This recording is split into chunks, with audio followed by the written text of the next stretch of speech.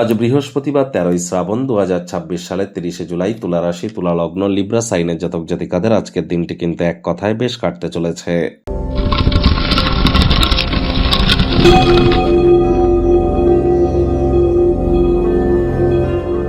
ভিডিওটির শুরুতে স্ক্রিনে আপনারা দেখতে পাচ্ছেন বৃহস্পতির বীজ মন্ত্র ওম গ্রাং গ্রিং গ্রং স গুরাবে নমঃ।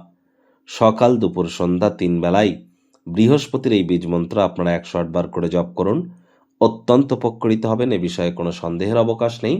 চেষ্টা করুন বৃহস্পতিবার আজকের দিন সাত্ত্বিক জীবনযাপন গ্রহণ করবার, এবং যারা দীক্ষা নেননি ইমিডিয়েট দীক্ষা গ্রহণ করবার চেষ্টা করুন। গুরু বৃহস্পতি একটানা 7.5 বছরের জন্য কিন্তু তিনি অতিচারী হয়েছেন।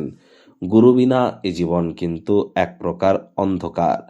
আজ অবশ্যই আপনারা যদি মনে করেন পারিবারিক জীবন বা সাংসারিক জীবনে সুখ আপনারা প্রাপ্তি করতে চান, অথবা আপনারা যদি ধন মান সম্মান ঐশ্বর্য প্রাপ্তি করতে চান, আধ্যাত্মিক জগতে নিজেদেরকে অগ্রধাবিত করতে চান, পুত্র সন্তান প্রাপ্তি করতে চান, তাহলে কিন্তু বৃহস্পতির মজবুতি আপনাদেরকে বৃদ্ধি করতেই হবে। কথায় আছে, যার বৃহস্পতি তুঙ্গস্থ তার সব প্ল্যানেট খারাপ হলেও সে ব্যক্তি একদিন না একদিন উতরে যায়। আজ ভুলেও ব্ল্যাক বা ব্লু কালারের ড্রেস যেন পরিধান করবেন না।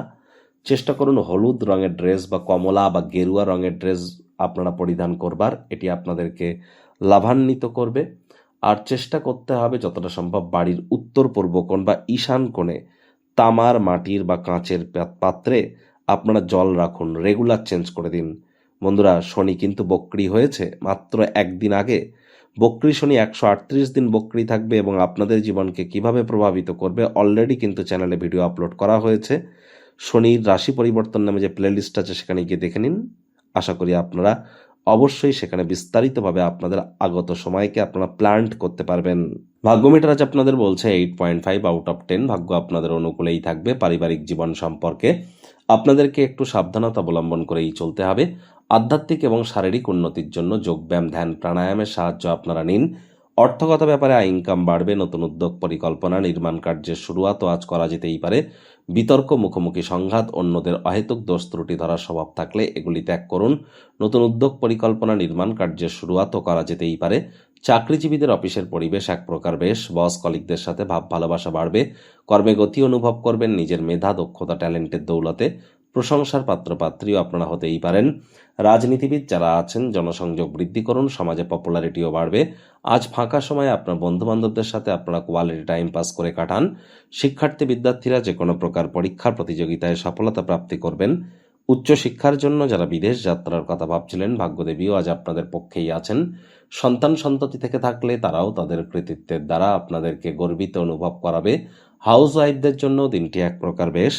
প্রেমিক প্রেমিকা, স্বামী স্ত্রী দিনটিকে রোম্যান্টিক করে তুলবার চেষ্টা করুন, এবং আজকের দিনটিতে স্মৃতিকে যত বেশি মজবুত করা যায় এমন কোনো ক্রিয়াকলাপ করুন যা ইন ফিউচার আপনাদের আজকের দিনটিতে স্মৃতি বিজড়িত হতে আপনাদেরকে সাহায্য করবে।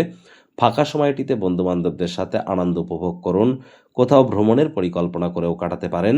আজ অবশ্যই পরিবার পরিজন, নিকটের স্থানীয় ব্যক্তিবর্গদের উপর জোর করে নিজের মতামতকে যেন জাহির করতে যাবেন না। অন্যের বিষয়ে হয়তো ভুল ত্রুটি ধরার স্বভাব থাকলে ইমিডিয়েট ত্যাগ করুন।